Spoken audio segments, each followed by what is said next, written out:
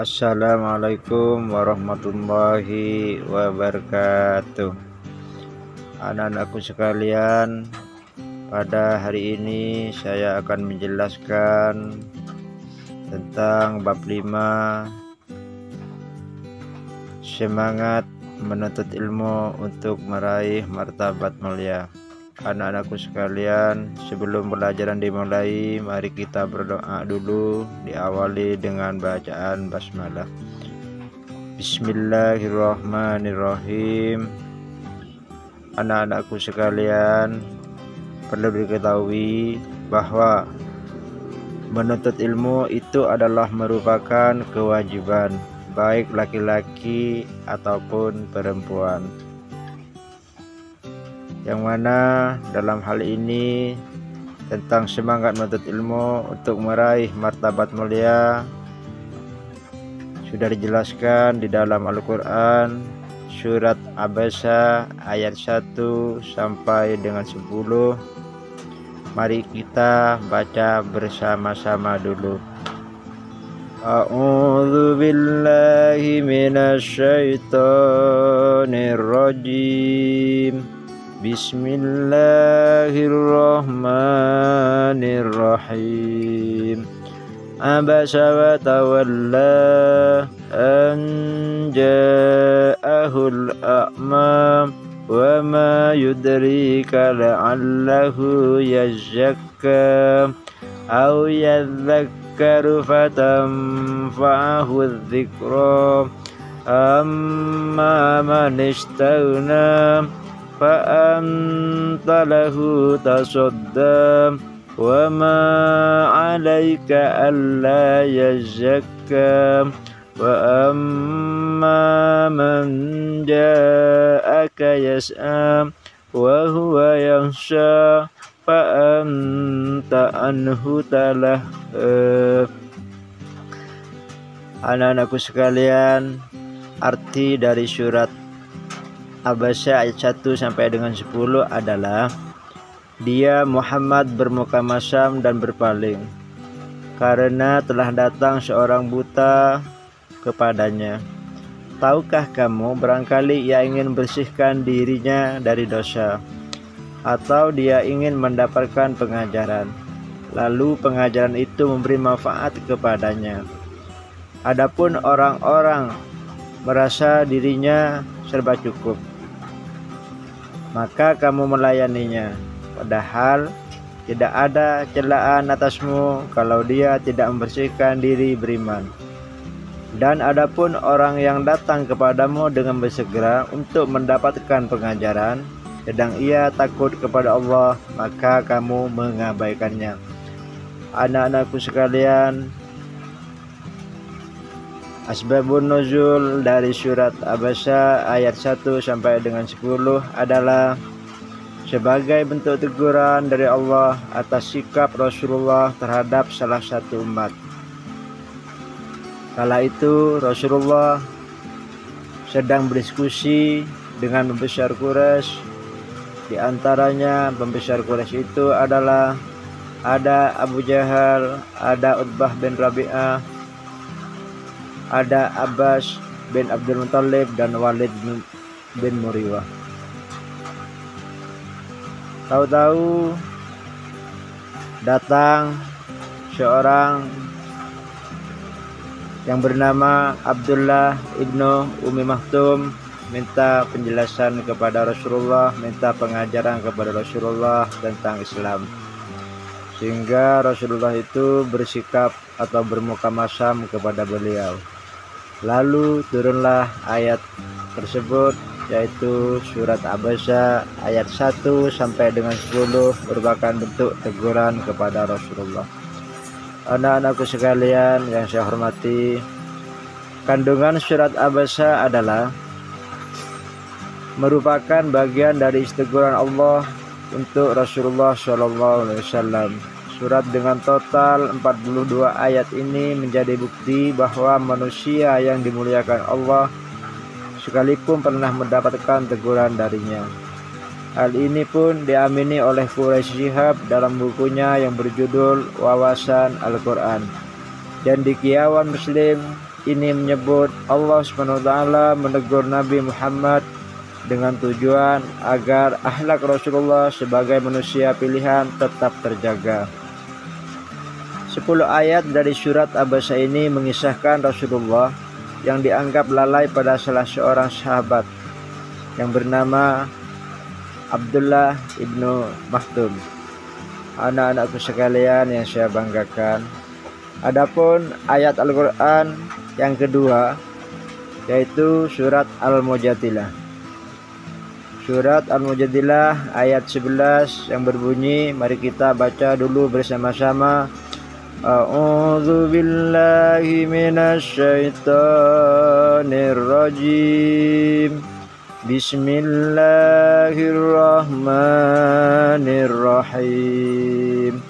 Ya ayyuhalladzina amanu idza qila lakum tafassahu fil majalisi fafsahu yafsahillahu lakum wa idza qila anjuzu fanjuzu yarfa'illahu alladzina amanu minkum walladzina utul ilma darajat wallahu bima ta'maluna khabir.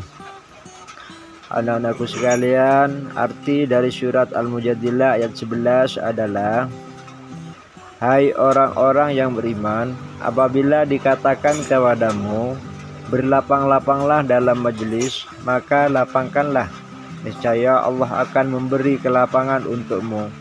Dan apabila dikatakan berdirilah kamu, maka berdirilah, niscaya Allah akan meninggikan orang-orang yang beriman di antaramu, dan orang-orang yang diberi ilmu pengetahuan beberapa derajat. Dan Allah Maha mengetahui apa yang kamu kerjakan. Anak-anakku sekalian, asbabun nuzul surat Al-Mujadilah ayat 11 adalah: sebab turunnya surat Al-Mujadilah ayat 11 bermula ketika terdapat majelis ilmu yang dihadiri oleh beberapa sahabat yang sempat ikut serta dalam perang Badar, termasuk dari kalangan Muhajirin dan Ansor. Saat itu sahabat Rasul yang bernama Sabit bin Qais beserta sahabatnya telah didahului orang dalam hal tempat duduk. Lalu mereka pun berdiri di hadapan Rasulullah.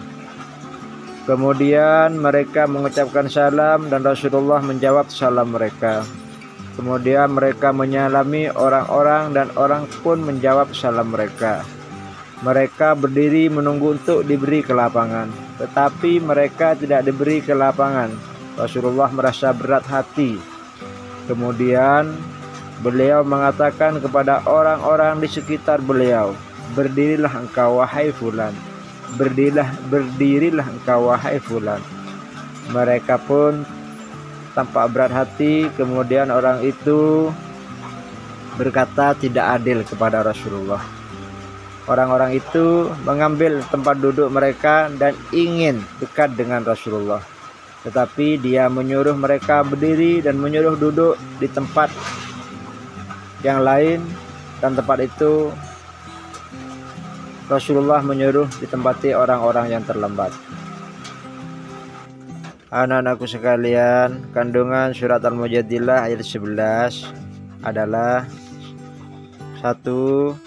Surat Al-Mujadilah menjelaskan adab menghadiri majelis, termasuk majelis ilmu dan majelis zikir, yakni berlapang-lapang dan berikan kelapangan kepada orang lain agar bisa duduk di majelis itu. Yang kedua, kandungan surat Al-Mujadilah adalah dalam surat Al-Mujadilah ayat 11 sangat berkaitan dengan sentra pendidikan, baik itu keluarga, sekolah, masyarakat, dan juga masjid. Setiap pusat pendidikan berpeluang memberikan kontribusi yang besar, dan kontribusi itu berkembang bukan hanya pada urusan individu, tetapi juga berkembang pada orang lain. Yang ketiga, Allah akan meninggikan derajat orang-orang yang beriman dan berilmu beberapa derajat, baik di dunia maupun di akhirat. Yang keempat, kandungan surat Al-Mujadilah ayat 11 adalah Ayat ini memotivasi orang-orang beriman untuk menuntut ilmu dan menjadi orang-orang yang berilmu. Anak-anakku sekalian yang saya banggakan, keutamaan orang yang menuntut ilmu adalah: satu, diberikan derajat yang tinggi di sisi Allah. Yang kedua, diberikan pahala yang besar di hari kiamat nanti. Yang ketiga, merupakan sedekah yang paling utama. Yang keempat, lebih utama daripada seorang ahli ibadah. Yang kelima, keutamaan orang yang menuntut ilmu adalah diberikan pahala seperti pahala orang yang sedang berjihad di jalan Allah. Yang keenam, keutamaan orang yang menuntut ilmu adalah dinaungi oleh malaikat pembawa rahmat dan dimudahkan menuju surga. Anak-anakku sekalian, adapun kunci sukses menuntut ilmu adalah: satu, perilaku hormat dan patuh kepada kedua orang tua. Di antaranya adalah menjawab dan mendatangi ketika dipanggil orang tua, berbicara dengan lemah lembut dan bahasa yang santun, ikut membantu orang tua, tidak memotong pembicaraan orang tua. Yang kedua adalah berperilaku hormat dan patuh kepada guru. Di antaranya adalah berbicara dengan bahasa yang santun, taat dan patuh, mendengarkan penjelasan mereka, bersilaturahmi, dan mendoakan guru. Anak-anakku sekalian, demikianlah penjelasan dari kedua surat Abasa dan surat Al-Mujadilah tentang semangat menuntut ilmu untuk meraih martabat mulia. Mari kita akhiri pembelajaran ini dengan pembacaan hamdalah bersama-sama. Alhamdulillahirabbil alamin. Sekian, semoga bermanfaat. Assalamualaikum warahmatullahi wabarakatuh.